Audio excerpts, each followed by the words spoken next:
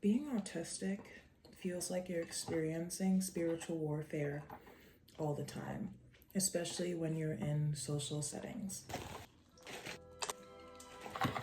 People are pretty good at sensing something is off about you. Fake friends would be attracted to me like flies, and that's because I wouldn't catch on to it in the first place. The backhanded compliments, I would take it as genuine, the monitoring spirits waiting for me to slip up. Always viewing my stories, but never liking them, never liking the content, but always staying up to date with everything I do. Thinly veiled jealousy disguised as friendship.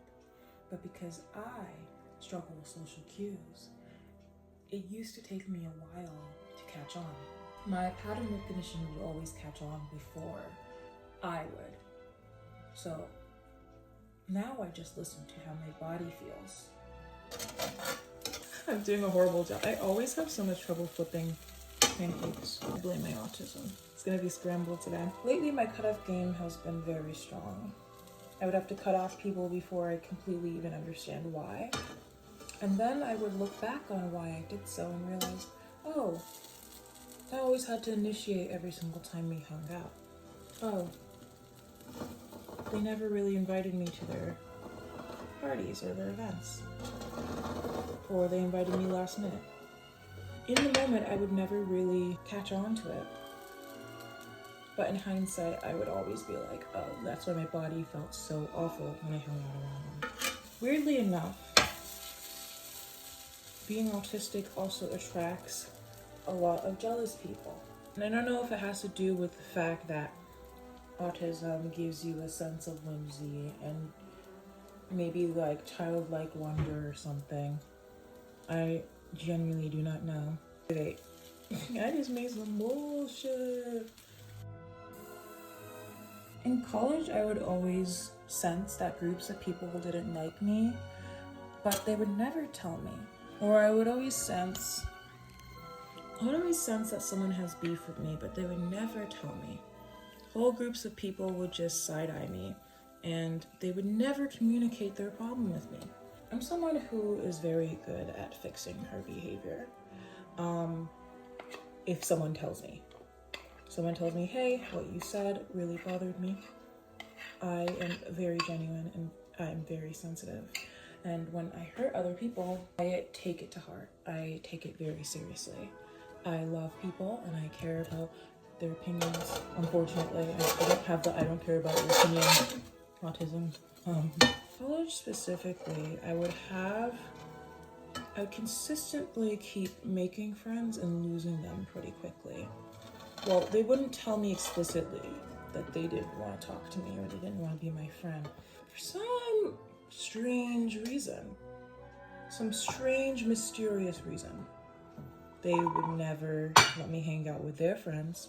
My friendships were very, very surface level. But a lot of them took pride in the fact that they knew me, which is the big one for a lot of the people that I got to know. A lot of people took pride in the fact that they were associated with me, which was very exhausting because they wouldn't make any effort in the friendship. And so it would just be a lot of gaslighting. I remember there was a point when I told this group of people that I felt left out and I felt often like I wasn't part of the friend group and they were doing a lot of things without me, and I kept getting gaslit by them. They were like, no, we're friends. And yeah, I was very last minute thought of whenever they had plans, or they fixed their behavior a little bit, just out of pity, of course, and then they continued with the behavior.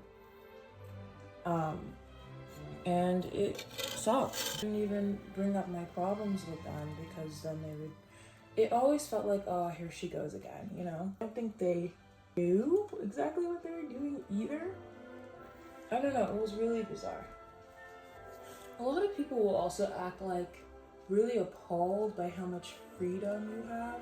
They would be very weirded out, like, oh, wow, your personality is so interesting.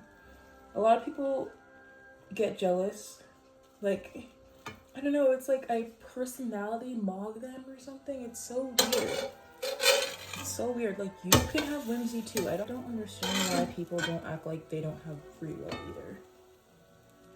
It makes me uncomfortable when people project their insecurities onto me. I struggle with so many things too. Like, it's like, it fell on the floor. This is good. I'm so glad I made double chocolate ones too. I have been through a lot growing up socially. I guess it just doesn't show. It's just crazy because I am the most socially awkward person ever. I literally talk like I have a thesaurus on me. Actually, it's so funny because you attract narcissists as well when you're autistic. Very easily. And narcissists and autistic people do very similar things, but for different reasonings. A lot of them also bank on the fact that you don't understand social cues, and so they can manipulate you much more easily. Even though your pattern recognition again tells you off the bat. There's a lot of people who have manipulated me off the bat. I knew something was wrong with them, but I just kept gaslighting myself. Ugh. These are not the most perfect pancakes, but they are delicious. I don't even need syrup. I'm gonna add syrup anyway.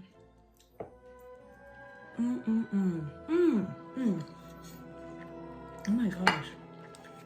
All in all, despite the fact that you are on fight or flight mode all the time, I do think the pain and obstacles are worth it because I know that the connections that I will make, the genuine connections I will make, will be for life. 99% of the interactions I have with people are like that. And there's a 1% chance that I will find my person. I think it's worth it. I've accepted the fact that I'm going to be alone for a lot of my life, romantically and platonically.